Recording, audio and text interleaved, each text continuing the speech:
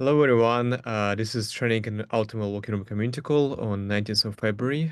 Today we're going to talk about really interesting topics on this call, but I just want to maybe spend 5 to 10 minutes for the introduction.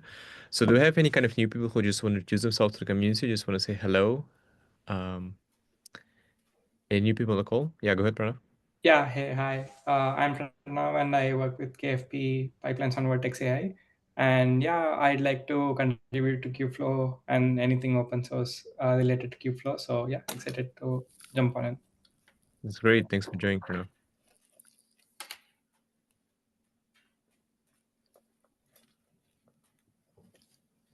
Uh, I can just say hi. I'm Joe from the Torch Tune team. I've got Philip and Evan with me as well. Super excited to talk about integrating with Kubeflow. Yeah, nice to see you. Thanks for joining. Thanks for the time, Joe.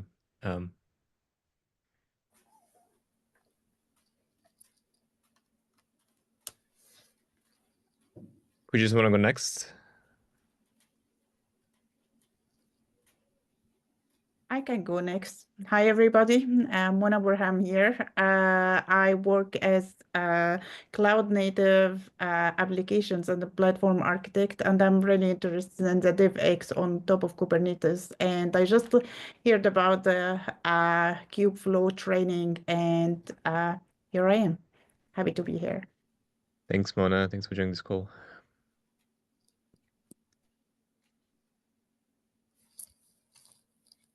Anyone else want to say hello before we get started? I can see a few new people on the call here.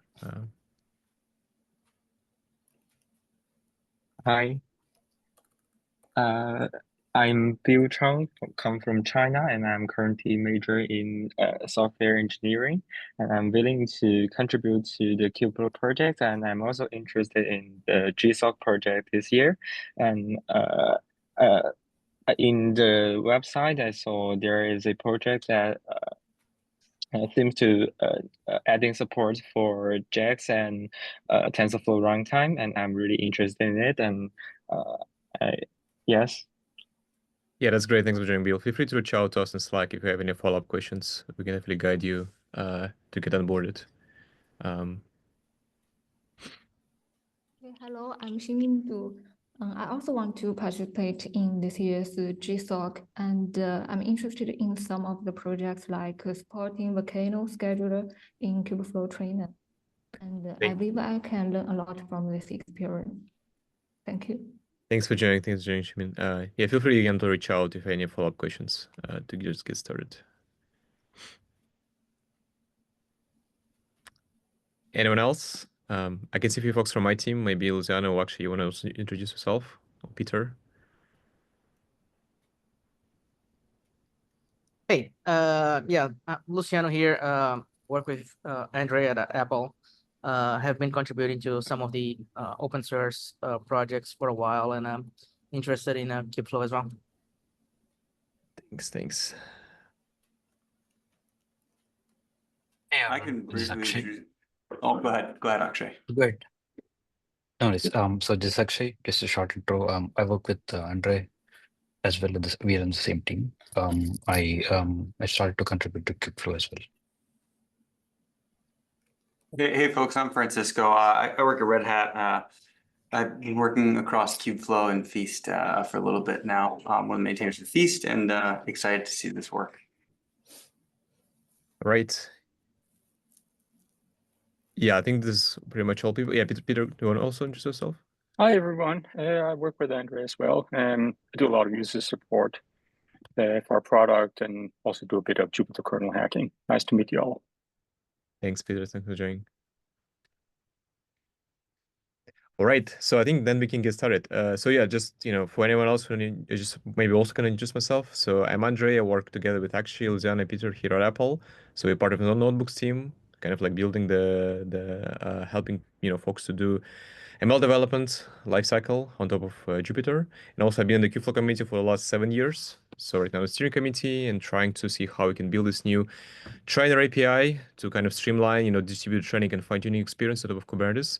I think this is a great opportunity for us to collaborate as we kind of started this discussion around TorchTune, especially how we can improve the ML experience right now for folks who use Kubernetes for the ML lifecycle. So I think with that, we can maybe directly jump to the proposal to talk about these topics. So Xiao, do you want me to share my screen so you can go over like updates? Or you want me to just give you a brief overview where we are and what we want to discuss and talk about? Yes. I got the screen. Yeah, let me just share yeah. I just like before we jump to the proposal, I just want to give like a brief overview where we are right now and where we going towards for this new kind of proposal for LLM trainer APIs. Okay. Yeah, like if I you will use this document to show what is the Kubeflow LLM trainer V2, and our initial motivation is just to implement LLM fine tuning on the Kubernetes, which will be supported officially by the IO. Yeah. Can you see my screen? Yes. Do you want me to share your screen or you want to like share your proposal? I can talk about it. Like, what do you prefer? Yeah. Okay, thank you. I just mistouched some buttons. Yeah. We want to support a custom trainer to fine-tune LLMs, which will be supported officially via training runtimes in Kubeflow upstream. And you may ask, what is the trainer? I guess trainer is just a training pod to fine-tune LLMs on Kubernetes, and it is integrated with something data initializers and a model initializer to provide data set and model. And the trainer is something of these single or multiple nodes for distributed training. And after the training and the model will be exported to the cloud storage. That's the whole life cycle of LLM trainer. However, LLM trainer has not been implemented yet in the Kubeflow trainer projects. So we decided to implement it to streamline the LLM fine tuning on the Kubernetes and make users use the fine-tune LLMs on the Kubernetes more easily. That's our motivation. Yeah. And so now yeah. Go on. Yeah. So just before we drop to the goals, like I just like want to give you also like a little bit of history. So we've been working with PyTorch community for a while before we started this initiative back in this year. So the goal of this initiative was to consolidate the effort between Kubernetes and Kubeflow communities to provide kind of like a unified way to do distributed training on top of Kubernetes for folks who don't use Slurm but use Kube for their ML workloads. So previously, I don't know if you've been following like what we've done in the community, but we've been using the PyTorch jobs with the torch run. And by that time, like I think we started this project like since like 2017, I would say, 2018 in this time frame. And by that time, we've been using the torch run and the Elastic PyTorch to allow people to do distributed training within PyTorch. But like over the years, we kind of like see the need from ML users to kind of provide more simple experience. So you don't really, usually like, Kubernetes expertise, they probably like want to work with just PyTorch APIs without knowing anything about Kubernetes. So for this type of use case, we kind of designed this, a new way of how we split the distributed job between the runtime and the actual job. So like on this picture, like as Xiao like showing, basically the training runtime is kind of blueprint or recipe that operator or cluster admins can pre-create for MLEs or for data scientists, so that data scientists can just take this template and kick off the job with minimal set of configurations they can modify. For example, like they can modify maybe some neural network parameters, right, or like some hyperparameters when they kick off those jobs.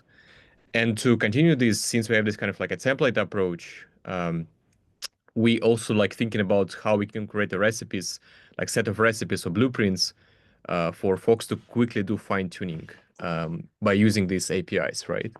And here's I think why we believe that probably TorchTune will be good option for us because we don't really need to reinvent the wheel, right? Yeah, because we already have a set of recipes that we can reuse and just to see how to pour those recipes on Kubernetes in more kind of like streamlined way.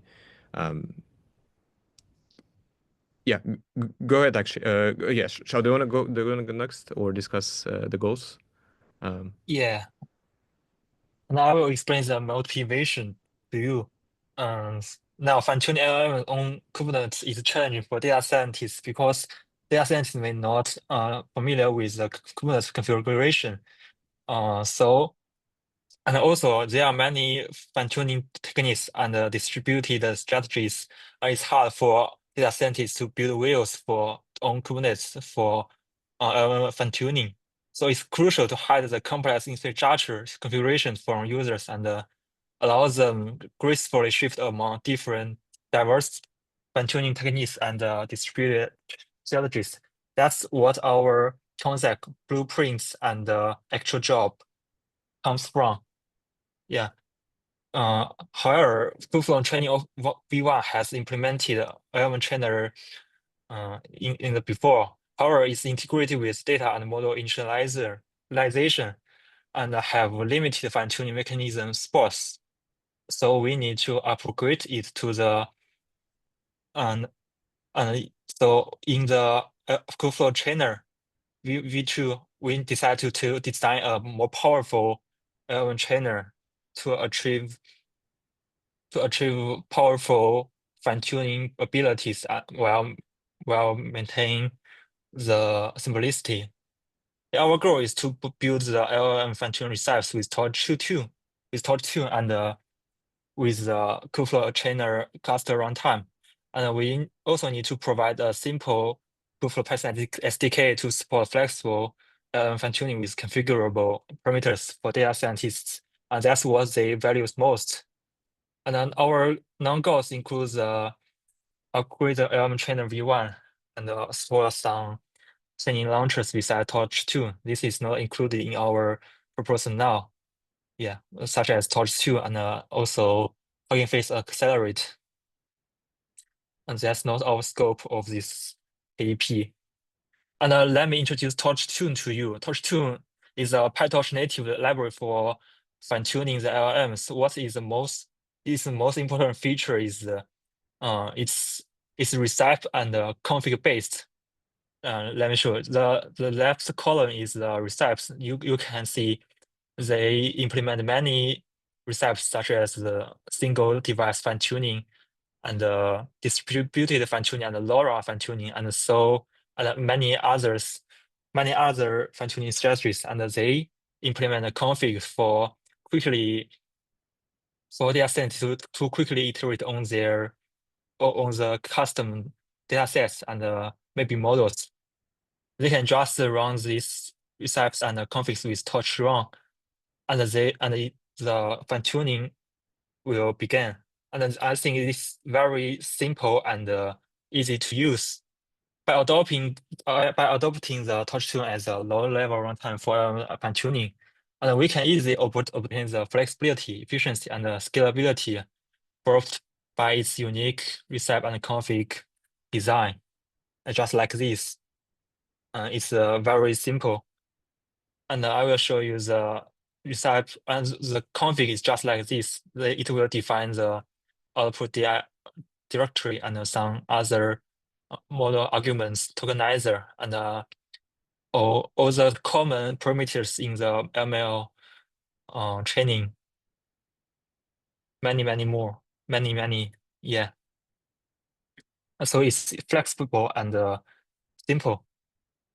And what's most important is that we need to also provide a Python SDK for users to fine-tune their LLMs on the Kubernetes.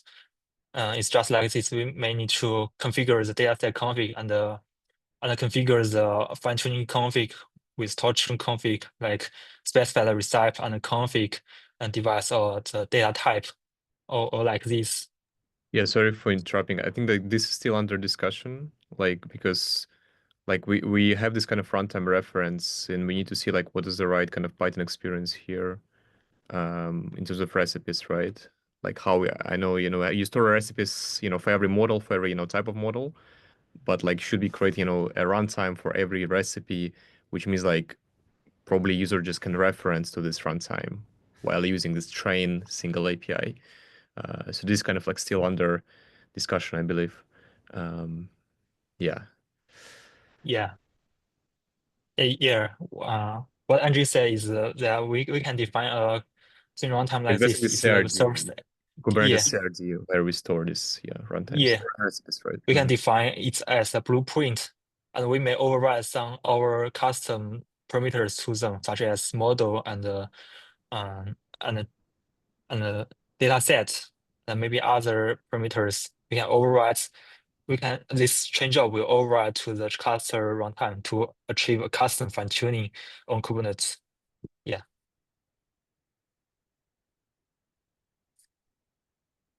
And and I will go on about this design. What's the most difficult thing is how to handle the overrides in the config file, and I will start from this. And it's shown in the official guides. We can pass distributed parameters storage to and override some parameter in the config, and just like this, touch to node equal to 1, and specify the recipe and the config, and then the override the parameters. However, it can only tune run only supports launch distributed runs by passing through arguments preceding the recipe of the touch run. Yeah, only for passing it like this. And this provides us with a chance to mutate these parameters by overriding the commands and args felt in the trainer node, just like this example. We may just define the command and args here, and this command will override to the cluster training runtime in maybe in this container, and then we can fine tune our custom LMs in the Kubernetes. Yeah, I think on this topic, I think we should talk about how to bypass configuration from user to the trainer, right? Yeah, because you're using YAMLs, right, in Torchstone today. So maybe we can create a config map, which will just propagate these parameters to config map into the container, right? I think we don't need to create a config map. We just need to mutate the command the properties, right? command here. Yeah, just need to just like we may just need to fill in the command fields in the changeover here, and it will automatically override the commands in the cluster training runtime. Yeah. Yeah, Joe, I see you have a hands up. Yeah, I just wanted to sort of point out, yeah, we have the recipe config system just to help people get up and running really quickly. But at the end of the day, the recipes themselves are just PyTorch native scripts. So they're using all the regular APIs. It's just a Python script. And so it's entirely feasible to, have it, instead of taking in a YAML, having like a different front end interface, either in like just keyword arguments, or passing in like actually through like a data class or something like that. So there's ways that we can work around this, and we're more than happy to passing those arguments, like we still need to do it like via CLI, right? Like it could be config driven, like how you can bypass those arguments. Yeah, there's a couple of ways. If you want to just get up and running very quickly, then the easiest way is probably through config or through the CLI arguments or something like that. But there is a world, and this is something I was interested in talking with you guys about, where there could be. It depends on what your users are really wanting. For a standardized SFT sort of recipe, things aren't going to change much. You're going to have the same sort of arguments, same sort of things. So it's entirely possible to just take the recipe, copy it, and then if you want to make it so that you can pass in things through this like Kubernetes config system, like that's super easy to do, and we'd be able to help out with that. Yeah, and we also like kind of feel that this is more kind of for not power users, like for folks who don't want to like modify their trainer loop usually. Because of course you can use an SFT trainer, or you can directly define the fine-tuning script within PyTorch. So for this kind of options, we allow them to like to just serialize functions on these train jobs, and they define a train loop inside those functions, right? Like they don't really.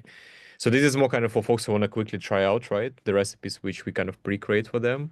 Some parameters they can tweak, like, some, whether it's LoRa configs, running rates, right? And any other like optimizer parameters, like high level, right? Arguments. Yeah. Yeah, I wanted to ask about that because, I mean, one of the main reasons that it's built with recipes is to make it very easy for users to change like the Python of the recipe directly, all in one file. So it's definitely possible to only just expose the config system, but at some point it might be worth also allowing users to have custom recipes if that's possible. Yeah, I would feel. Yeah. It's a good point. Yeah, I think like driven by the config makes sense for, I think, those use cases, right? Because like if users want to have more control, they can always just write their native PyTorch and using torch run to kick off the job, right? They Well, don't really. Yeah. but then that's more so like the kind of the compromise here. Like if you write it from scratch yourself, then you have to know how to write everything. If you Yep. like edit a recipe, then you can know one little part.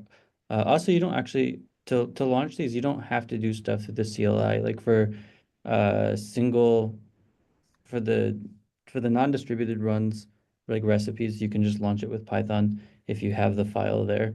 Like TorchTune is just the CLI is just doing some convenient stuff like copying and doing the right paths for you.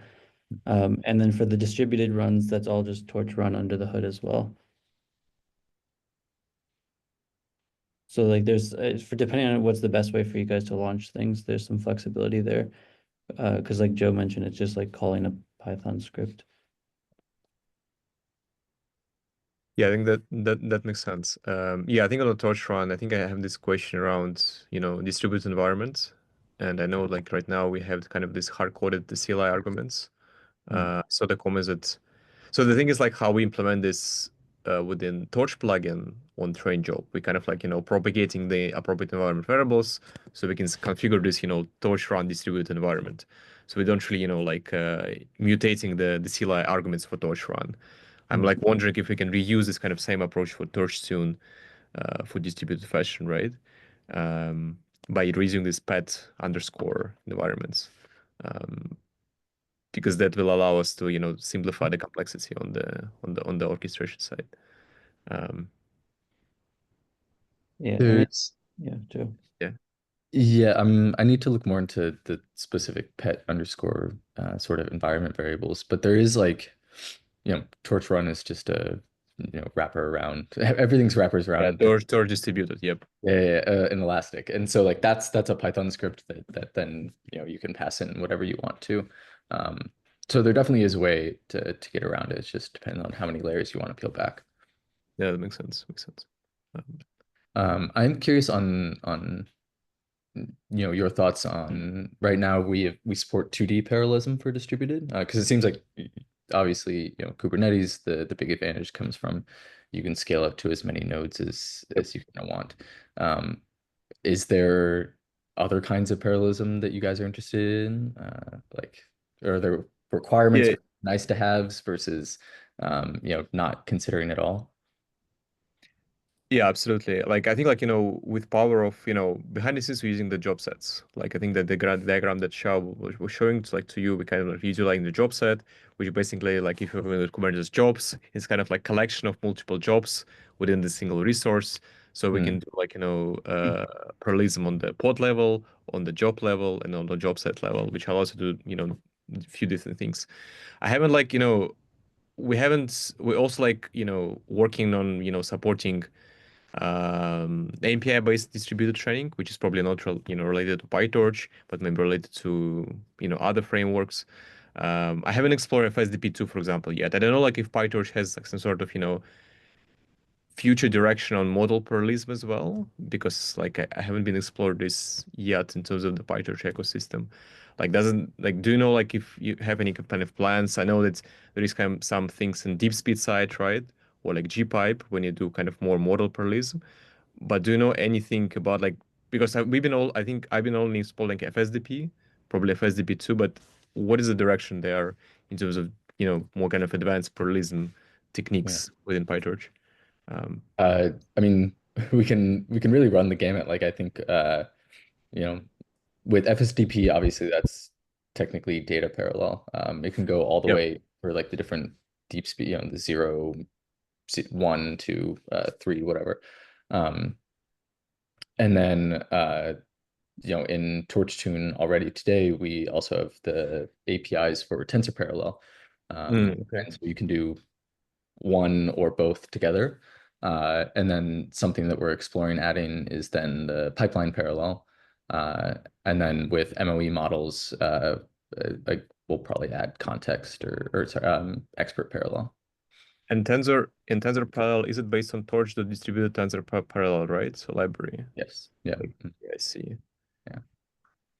Yeah, I think that would be really interesting because and in terms of usability compared to PyTorch, right? Like, do you see kind of advantages for, like it'll speed up the training, or it depends on the model size, or how, like when usually, users require those type of parallelism in addition to DDP and FSDP? For the fine tuning. Yeah, for fine tuning once you get to multi-node, having TP helps a lot.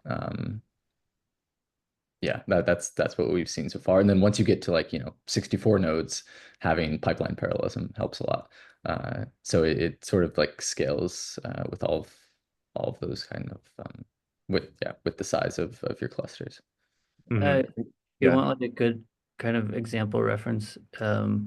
If you look at the Llama 3 paper that came out, they have a diagram showing all the different parallelisms they did in order to break it across that cluster. I mean, that's an extreme case. I would think is like 16,000 GPUs, but it's an interesting reference on like how they used all of the different parallelism techniques together. Yes, yeah, go ahead. I was gonna say, what do you currently support in the trainer V1? Yeah, I mean, we've been focusing on FSDP mostly. I think we have some folks using NPI with, deep speed. And I think NPI with NVIDIA NeMo, which I think they don't use PyTorch. So they have, I think I probably they're using some PyTorch APIs. I'm not 100% sure, but I don't know. Do we, maybe Yuki here or Shao, like you aware any of kind of use cases when folks using the NPI operator, training operator for kind of more advanced parallelism, like which is not, data parallelism, kind of more model parallelism. Previously, we've been working with different customers.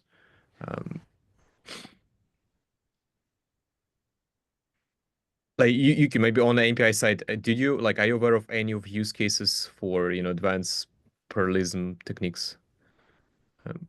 Yeah, so basically MPI users leveraging deep speed or some else, so wrapper, CAY or library. Yeah, so mostly basic technique is depend on PyTorch, but so higher user facing interface is another CLI like deep speed.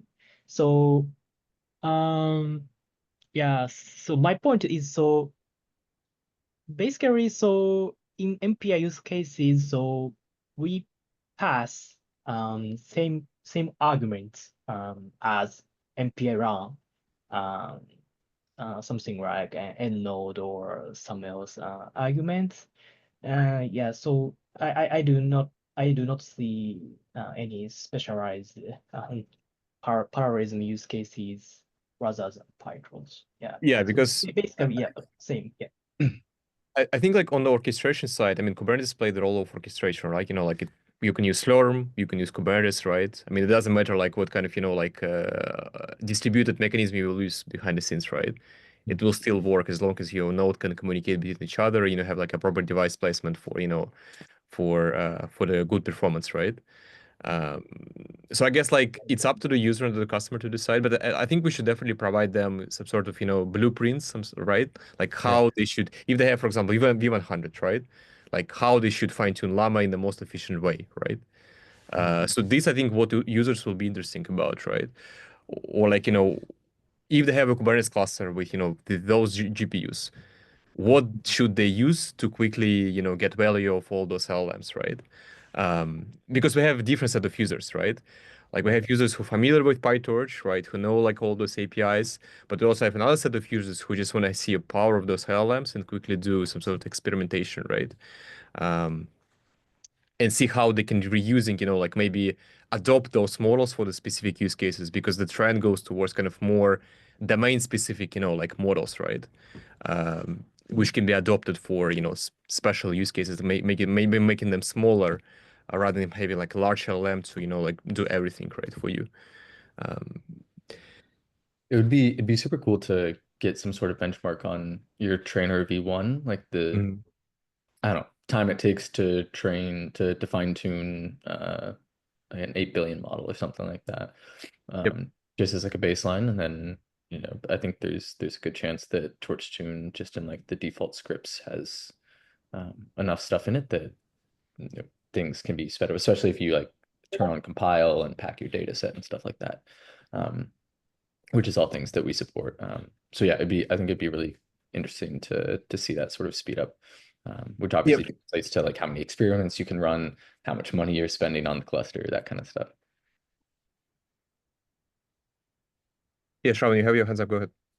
Yeah. Yeah. Hi. So, my question was around the reliability aspects. So I'm curious if, since would be on Kubernetes, um, is it sufficient to kind of rely on torch run or torch tune reliabilities for training when it's on Kubernetes, or do you recommend community to invest in some kind of reliability aspects on top of that when you run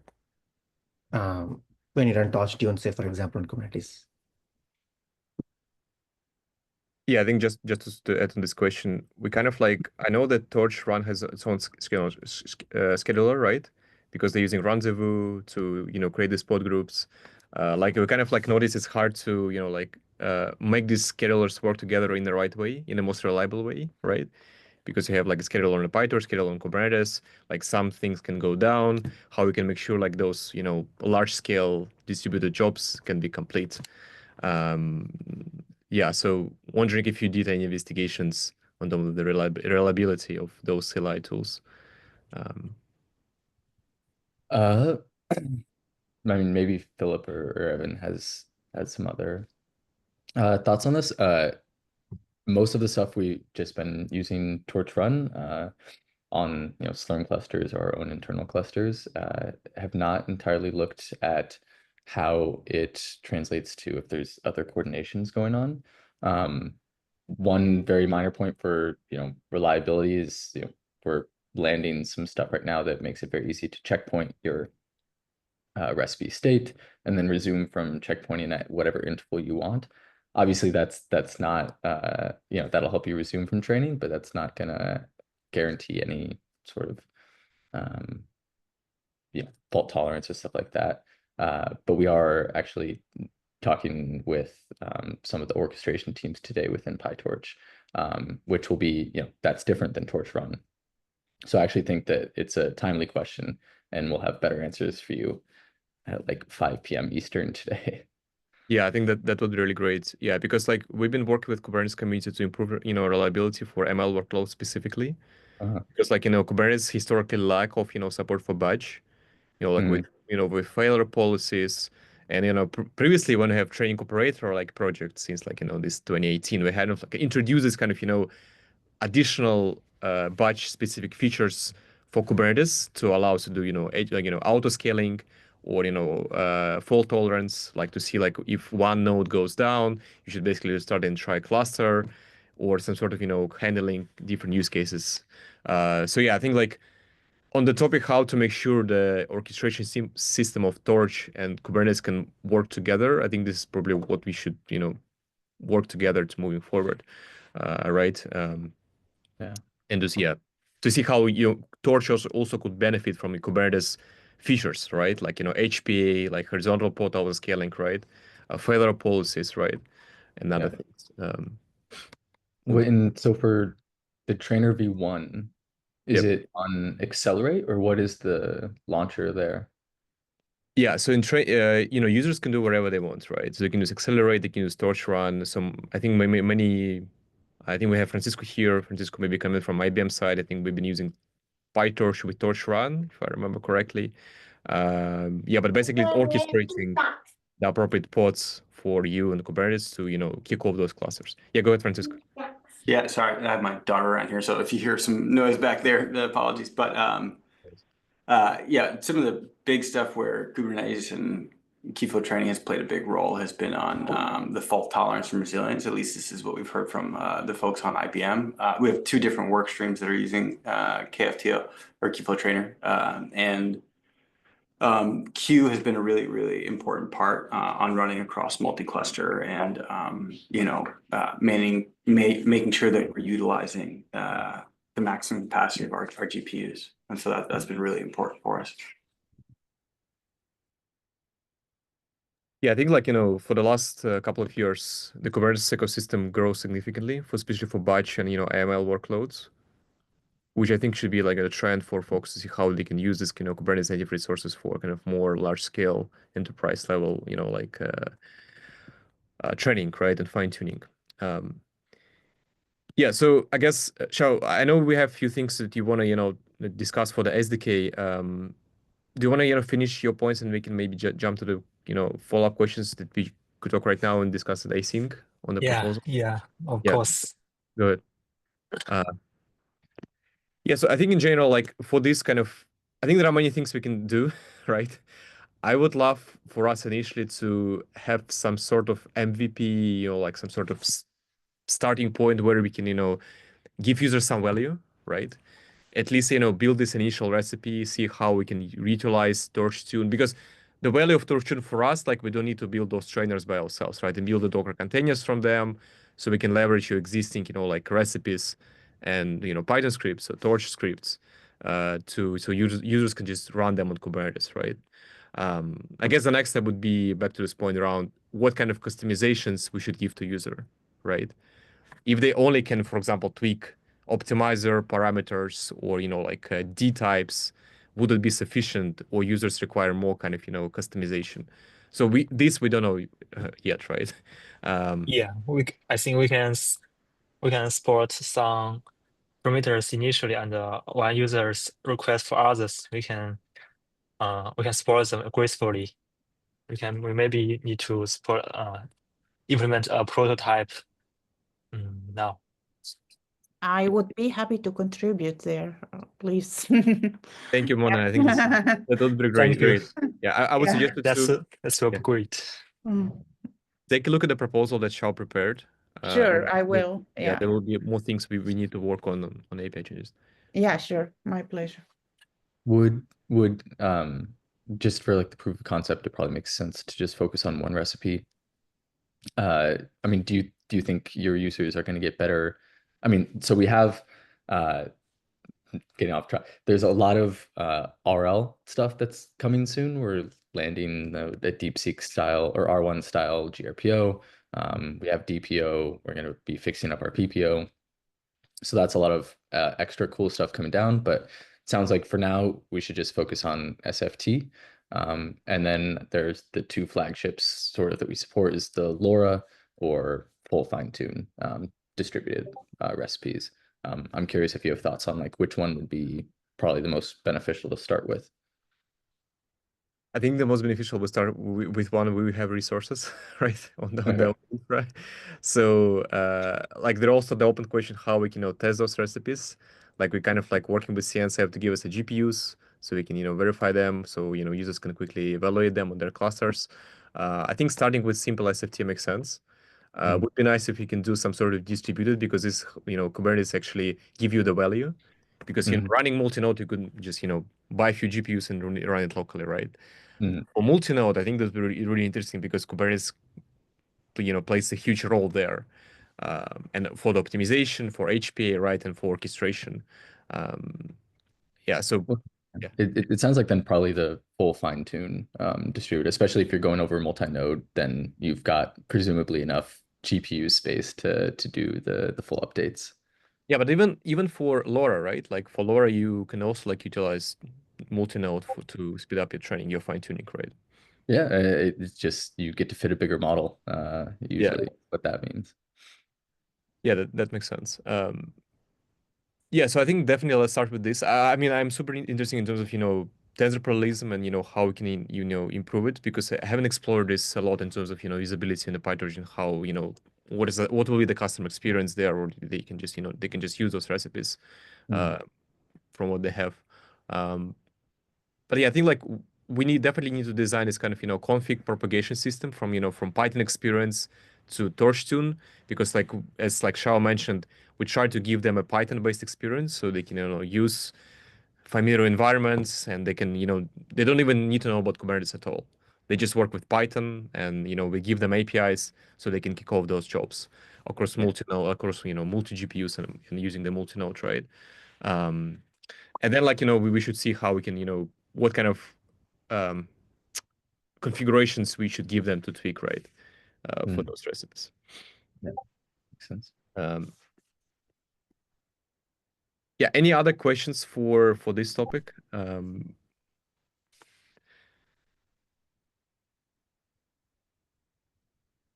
Yeah, I would love to know, like, Joe, how we can reach out to you. Like, I know we have community calls, right? That's is it like regular calls?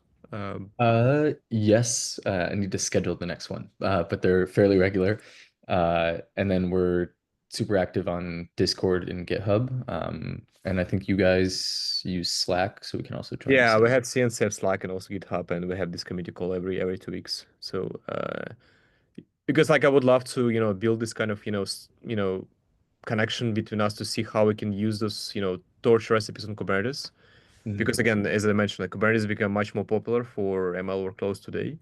And I think like we can definitely see, because I know many people still use Slurm, and Slurm is a good framework for such use cases. But looking for the trend and looking how people view Kubernetes as the main platform, I think using the Kubernetes native primitives and the PyTorch and how these things can play together should be maybe our, a long-term goal, right? Yeah, Absolutely. yeah. I think I'll follow the link to get into Slack, and I'll send you guys a message there. Sounds great. Yeah, we have a few things. So we have 12 more minutes, so a few things to discuss. Any kind of last questions for this topic?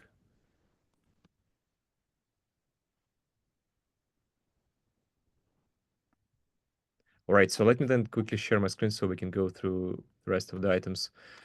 So yeah, we have a few things that I want to share. Like the first one is about the Kubeflow SDK proposal.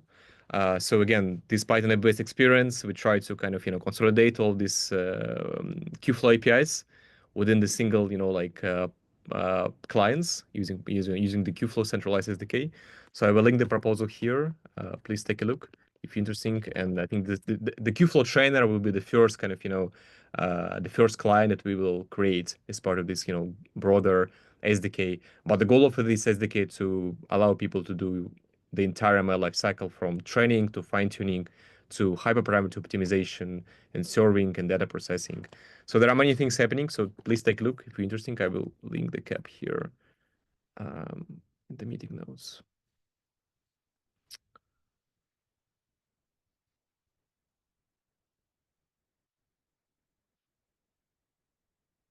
Yeah, this one. All right, so other topics, I think on terms of the KTIP topic, right? So we have this project called KTIP for hyperparameter optimization AutoML. I think we definitely need to talk about like what is the next step for us. One of the idea would be similar to train job. We kind of rename this to the optimizer, or maybe we can find some other name. But I think the goal is to make this project work very close to the trainer, so folks can use the same experience to do fine tuning or training, and then they can use the same Python experience to do the parameter optimization. So just to give you like an example, I think I have one of these kind of initial prototypes that we can do. So again, using the one SDK to train your models, optimize them, maybe process data with Spark, and the goal is like to give just a simple experience as this, where they can just bypass the fine-tuning config, and if they want to optimize hyperparameters, they can just do search, and everything else was happening behind the scenes, right? So this, the KTIP or optimizer, if we kind of agree on the name, will tune these hyperparameters and gives users even more options to not even like the fine-tune models, but also like optimize the hyperparameters during the fine-tuning. So I think this is what we definitely can do for the long term, but that will require for us to change the KDIP APIs to support this new kind of CRD in the long term. Yeah, I would love to hear feedback on this topic, and any kind of folks who want to help us to drive this new API initiative for AutoML and for hyperparameter optimization. Any questions for this? Yeah, go ahead, Yuki. So, for Cartoon project, so what about decoupling of current experiment custom resource to hyperparameter tuning custom resource and neural architecture search custom resource as we discussed before? Yeah, this is what I want to do. Like, I want to even like maybe call this kind of new jobs like today we support, neural architecture search with, we support, these darts or ENAS algorithms, right? And also like the most of people using this for hyperparameter optimization, because NAS is kind of, not many people do architecture search today. So I think we can start with, we definitely should change experiment CRD to something new. Like we can call this, I don't want to call this tune job, because this is kind of, in the world of fine tuning, people can get confused. That is why I was thinking about maybe we should name this resource optimize job, or find better name for hyperparameter optimization. But I agree with you that we probably should start a new CRD just for hyperparameter tuning. And then if we need new CRD for NAS, for like neural architecture search, we probably should create a new CRD, maybe search job or something else, like, right? Which will be like, architecture search specific. Yeah, because That's true. So if I remember correctly, so Kubeflow central dashboard has similar name, optimizer or something else rather than Cartoon projects. Yeah, I think right? it's still using AutoML there, right? Oh yeah, AutoML. Yeah. AutoML, yeah. Nice. Yeah, I think we should. I mean, this require proposal, and like we need to discuss like what is the best naming there and what should be the API for the parameter optimization. But I think for users, if we give them the parameter optimization experience first, would be good, because I don't see a lot of usage of like NAS in production right now.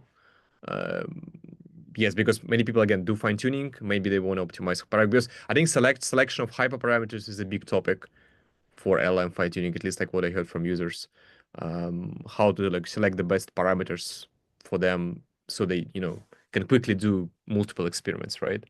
And train jobs and optimize jobs can simply work together, right? Because we can orchestrate those distributed environment within the single optimized job, right?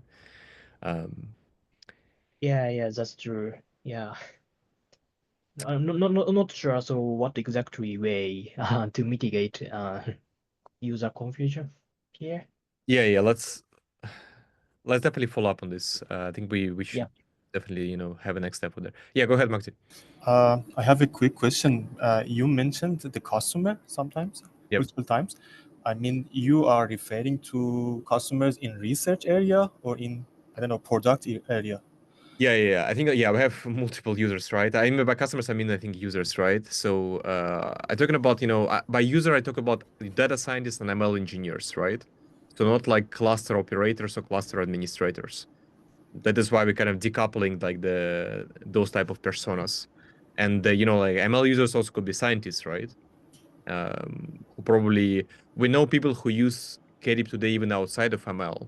Like maybe they just do optimization not for ML, but just optimization not only apply for machine learning, right? So we have many users of KDIP project, but all of them, they still using this like the same optimization methods when they perform these experiments today. I think we call experiments API today. Yeah, okay. So they are not specifically working in research. They are using the KDIP in, I don't know, to fine-tune a product for, I don't know, side product for market, right? No, I think that they could work in research, right? So I have users like from academia who are using, the Kubernetes clusters, and they're using Kubernetes to, like run those ML workloads. So there are different type of personas and users Okay. we saw over the years. Okay, thank you. All right. Any other questions for this?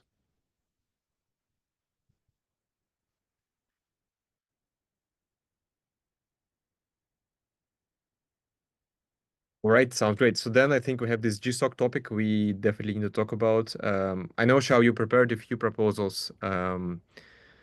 So any specific that you want to talk about? My only kind of concern that we have many projects, but not a lot of mentors. Yeah, we lack mentors. That's what I want to talk about. If we want to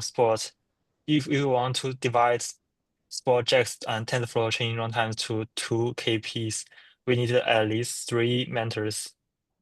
And I already served for 2 primary mentors for Kubernetes sidecars and for also Volcano in the trainer. Yeah, so I think on this call, like if anyone want to volunteer to be mentor on part of GSOC 2025, let me know. Like we have few exciting projects to work on. Like one of the things around, enabling GPU infrastructure for us to do, like to have these GPUs available for us to test those recipes. Another project around supporting JAX and TensorFlow with this new trainer v2 API. Like we need to build a plugin for JAX. We need to build a plugin for TensorFlow. And we have more things around, around sidecars. I think we also have this kind of, model registry integration within the Kubeflow trainer project. Yeah, these have been moved to workgroup data. And I won't be the mentor for it. Yeah, so in any case, like if anyone want to be involved, let me know. Like we can, like I think, if we find more people, it's okay to have more projects. But as of now, like we need to see what we can trim, right? Yeah. I want to ask will you serve for one project or 2 projects for the primary job for the primary mentor? So I think myself, I can only probably do one. I did 5 last year. It was not. I mean, I spent a lot of time there. So, Yeah. No. yeah. So you will be the primary mentor for the GPU testing for prints. What about the sport JAX and TensorFlow training runtimes? Yeah, I think if we don't find any additional mentor, we probably should combine this project to one for JAX and TensorFlow. Or we should remove like one of them, whether it's from Katip or from Volcano scheduler support. I think like let's see like how many slots Google will give us, and I think then we can decide. And if by that time we don't see any more members, I think we just need to trim number of projects, right? Because in any case, like it doesn't mean that we cannot have a contributors who just can work outside of GSOC, right? Like previously, for example, I was working with Tariq, who was not part of GSOC, but he still helped us with many different contributions. Yes, I agree. Go ahead, Magdi. Yep. So do you mean well we will wait for the Google to give us slots and we'll decide which project we will mentor? Yeah, that makes sense. Yeah. Magdi, do you have a hands up? Good. Yeah, I have a question regarding the GPU testing for LLM blueprints. It's related to the proposal that Shao shared today. Yeah, absolutely. So because we need GPU infra to test those recipes, and I know that CNCF could give us some infra, and we need someone who can help us to set up those infrastructure. So basically, we need GitHub self-hosted runners, which will use GPUs, and we need to see how we can do this with CNCF resources. Okay, and you are targeting to do parallel, I think, testing, right, on GPU or something? Yeah. What do you mean by parallel testing? I mean distributed training? Yes. Yeah. So as long as we can create a cluster with those self-hosted runners, we can do multi-node training, right? So we need to see whether we can use Kind. I don't know if Kind actually allows us to use NVIDIA device plugin on top to use those self-hosted runners within Kind or Minikube, or we need to have something more advanced to create those GPU-based clusters, right? Does make sense because today we use Kind and Minikube for our infrastructure, and it's mostly based on CPU. I don't know how it will work with GPU. Can I look into it and share with you? Yeah, I think that will be amazing. Yeah, but we still need to wait until CNCF Yeah. will give us an answer on this. So I cannot guarantee that CNCF will give us GPUs. You also have your hands up on this. Do you want to say something? Yeah. So I just wanted to confirm if CNCF already approved our infrastructure support request. Yeah, so you answer already. Yeah. I will create service desk ticket, and we also we speaking with them, with their team, to see what we can do. Yeah. Thank you. Right, we're almost over time. So any last questions, comments? I know we haven't discussed the 2025 topics, but let's do it next week, like in 2 weeks, the roadmap. And I will create an issue to, to talk about what we can do in 2025 in Kubeflow Trainer work. All right. Any last questions, comments?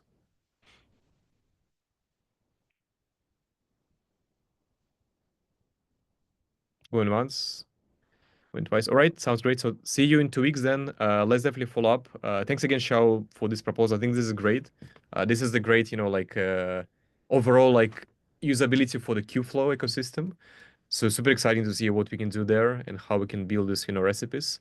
But this is was one of our goal to starting this, trainer project back in summer last year, right? So thanks for driving this. Thank you. Right. Thank you. Bye. Thank you. See you in 2 weeks. See you around. See you.